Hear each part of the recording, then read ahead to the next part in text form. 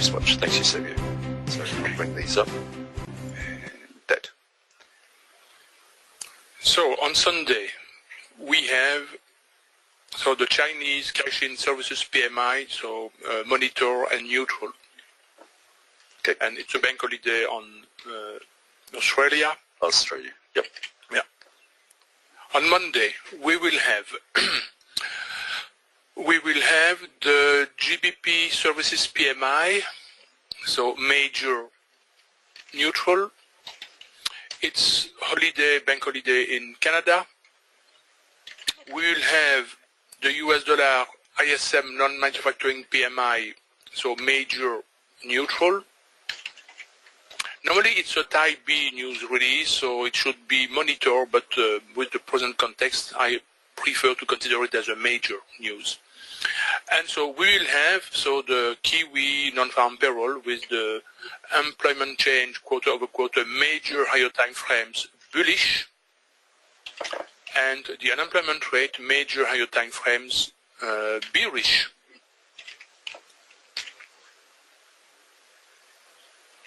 Okay, can you scroll down the page, Chris? I thought you were good enough to know it all. Thanks. So cool. Then we will have, let's see, the Aussie trade balance, major higher time frames, a bit bullish, and monitor the yen bond auction. We can also monitor the inflation expectation, or we can consider it as a major higher time frame, perhaps not, because it is an expectation. So inflation expectations quarter over quarter, but to be defined. Cheers. Then Tuesday we will have a big one, so in red. So Aussie cash rate. I'll scroll down, Eusebio. Yeah. There you go. So major plus higher time frames plus and neutral, and then the rate statement. Then we will have the NZD GDT price index, major higher time frames to be defined. Then we will have Bullard speaking. Let's see the content of his speech. Okay. Due to speak about the economy and monetary policy at the National Economists Club signature luncheon. Let's forget. Then we will have another big one in red with the Kiwi, the official cash rate, so major plus higher time frames plus, and bearish. The cut rate is expected. So we will have also the monetary policy statement, the rate statement, and the press conference, all that so in red. Done. Okay. And that's it for Tuesday. On Wednesday, I will monitor the German industrial production month over month, bearish. Then we will have the pound Halifax HPI, which is the housing price index, so month over month, major bullish. Then monitor the crude oil inventories and the 10-year bond auction. Yep. Then we have Bullock speaking. Oops. No, it just jumps down now. Done it a few times. Due to speak at the Toowoomba Chamber, that exists, the Toowoomba Chamber of Commerce Business Breakfast, so no, let's forget. Okay. Then we have the Japanese current account major higher time frames bullish. Monitor the Chinese trade balance and US dollar denominated trade balance, and both so bearish. Okay, scrolling down. Yeah, a little bit. On Thursday, we will have I will monitor the Euro ECB economic bulletin. In the context of the Brexit, it may be interesting to monitor. Then we will have, let's see, the US dollar natural gas storage and the 30-year bond auction to monitor. Then we have lows peaking, yes. Done it again. Okay. Due to testify before the House of Representatives Standing Committee of Economic in Canberra. So this is something to not only monitor, but let's say major. And there is no bias, of course. Sure. It will be a confirmation of his press conference. I wonder what jumps around these days. Anyway. So okay. Where are we? Low speaking. Yeah. Then we will have we have the Japanese preliminary GDP quarter over quarter, major higher time frames bearish. And we will have also the Aussie monetary policy statement, so major higher time frames. No bias, of course.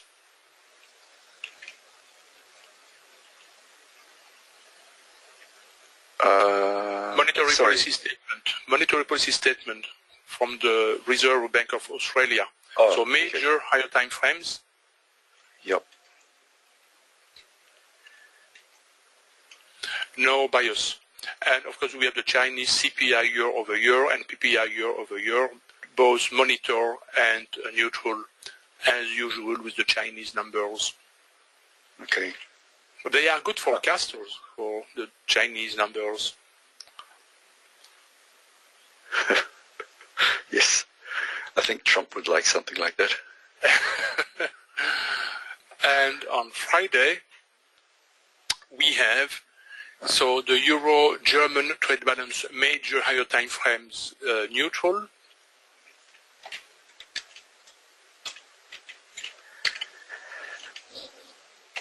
We will have the GDP month over month major higher time frames bearish. Then the GDP manufacturing production month over month major bearish. And the preliminary GDP. Sorry. Yeah, manufacturing production major. This one. Major bearish. Okay. And the preliminary GDP quarter over quarter major higher time frames bearish.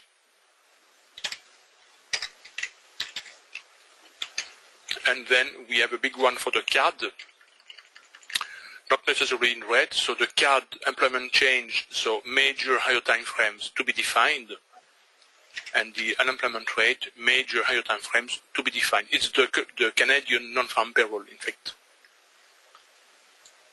And then I will simply monitor the US dollar core PPI month over month, and PPI month over month, and both to be defined.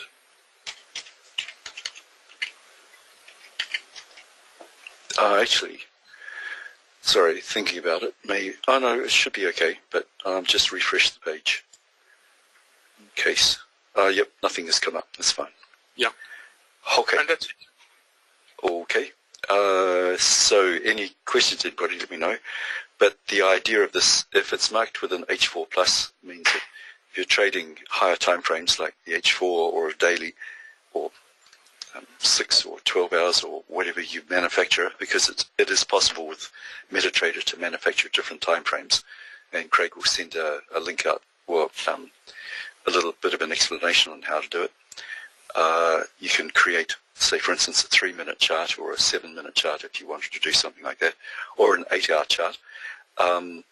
So if you're trading higher time frames and they're marked here, then it's best not to open the trade 1 hour before the news comes out and to exit it within half an hour, simply because volatility coming from the news, not so much lately these days, but in the past, could impact your the money that's in your account, not your profits necessarily, but the money. Unless you've got several units up and you're in good bit of profit and you've already made some MXs to protect your profits.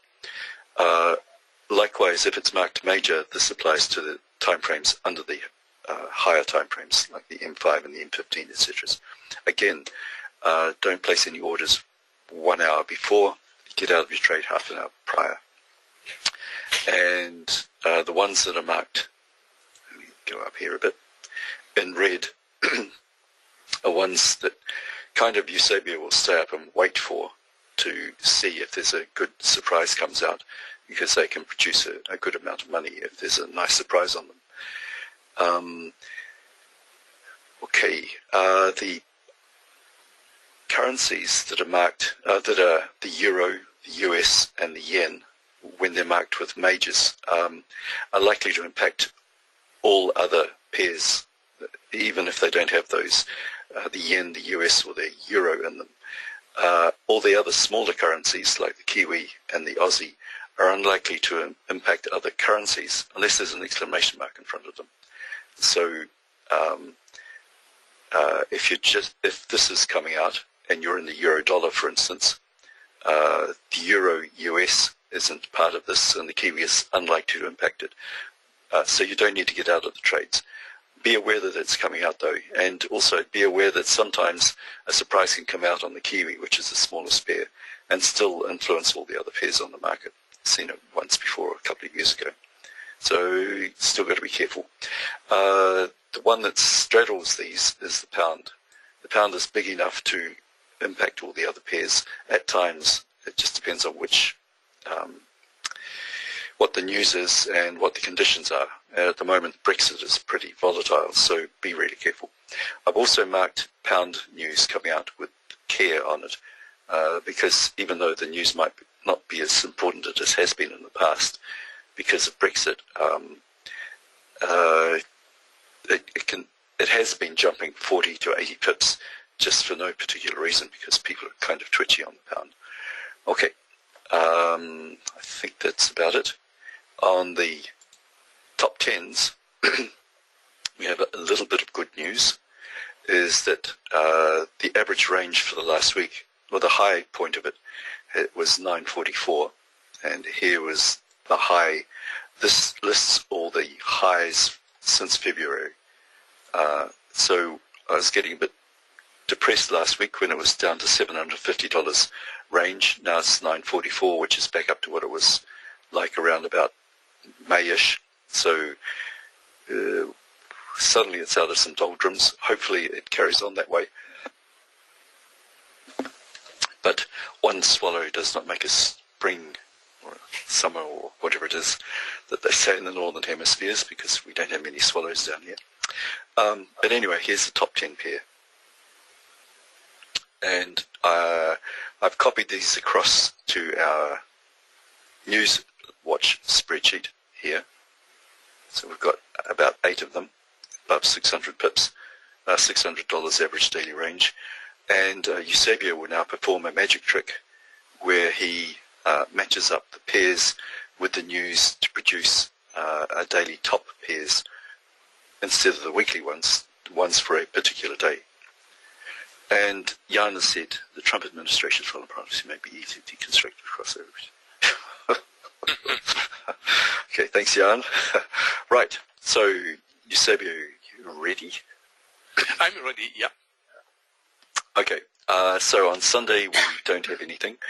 Okay. On Monday we have, so we're looking for the majors, and we have the US dollar. We have also the pound. Yep, I was getting to it, Eusebio. Pound and US dollar. I was going alphabetically. Okay, so pound. Okay, US dollar. US dollar. Okay. And the Kiwi. Kiwi is for the next day. Oh, right, okay. Just testing. Okay. Okay, so we can choose for the first pair the pound US dollar. I did. Then it's not pasting. Okay, GBP USD. Right. Next one. Then we can consider the pound yen. Okay. And then the pound Swiss. And for the first time after a long period, we don't have the pound Kiwi or the pound Aussie. Yeah, I know. I was thinking, oh, I'll just copy it straight across, but anyway. Okay. I will just make a small change, Chris. Okay, I'm ready with the pound Kiwi. Pound Swiss or Euro pound. We can consider also the Euro pound instead of the pound Swiss or Euro pound. Because the Euro pound, in the context of the weaker Euro, may be interesting. So. Okay. And Tuesday, hangovers from Monday are the Kiwi. So we have the Kiwi here, okay. And the Aussie. Ha. We have the Aussie, so we will have no choice, unfortunately. Back. And Aussie again. Again, okay. A big one. And the Kiwi. And again the Kiwi, okay. That'll teach you for trying to miss it out. Okay. Okay, and that's it seems. Okay, so we have no choice. The first pair will be the pound Kiwi or pound Aussie.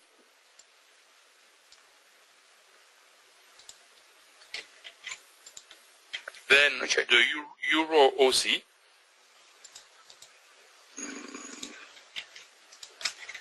Yep.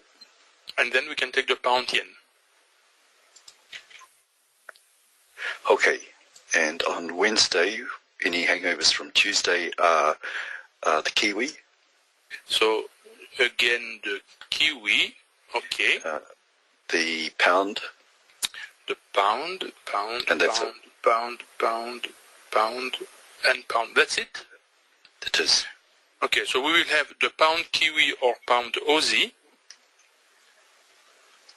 Then we can take the pound yen and then the pound US dollar or Euro pound.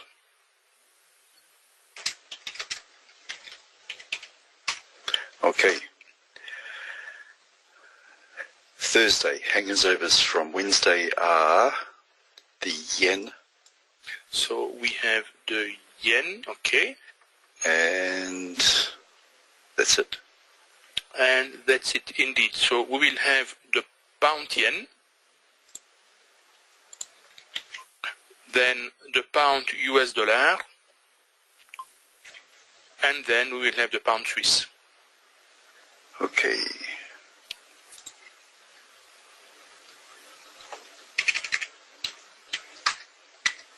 And so on Friday. Okay, hangovers. The Aussie. The Aussie, not the yen. Yeah, we have the yen also. The yen and the Aussie. The yen and the Aussie. Okay. Yep. The euro. The euro. Okay. Pound. The pound, pound, and pound. And the CAD. And the CAD. Okay. Oh, we have a lot of choices. So. Yeah.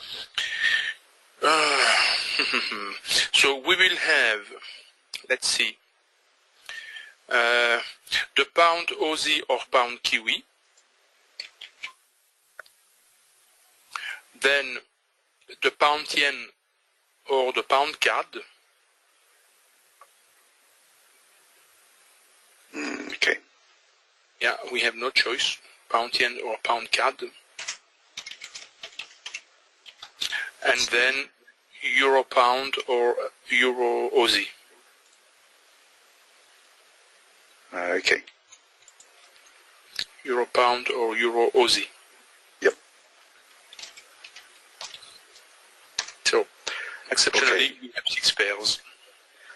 Yeah. Out of the 8. Okay, so the way we use this is if you're trading on a particular day, then these 2 lines here, numbers 1 and 1, are the best ones to pick that we think based on what the news is. And if those aren't moving as well as you want, then you can drop down to the 3rd line here. So there's really no, what do you call it, priority between them. But use the first 2 lines first until you get to the last one. The idea, it's best, especially when you're starting out, is to only have a couple of charts up on the screen. You may miss moves, and you probably will, but don't go running off all over the show. It just breaks your focus. So I did a survey a couple of years ago maybe 3, of there were 3 questions.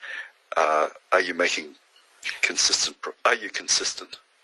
How did you become consistent? And I kind of along those lines. Anyway, it turned out that 30% of maxes, and it didn't matter which level they were at, advanced or standard or even primer, 30% of each group were consistently profitable. And of those, when I asked them what made you consistent, the idea was I concentrate on one system and one or 2 pairs tops, and they don't go running around the place. So focus is the key with this kind of thing. If you have any other questions on that, let me know and I'll bring it up at the next scrolling party. But I think we're done on that. Are there any questions? Seems to be alphabet day. Okay, no questions.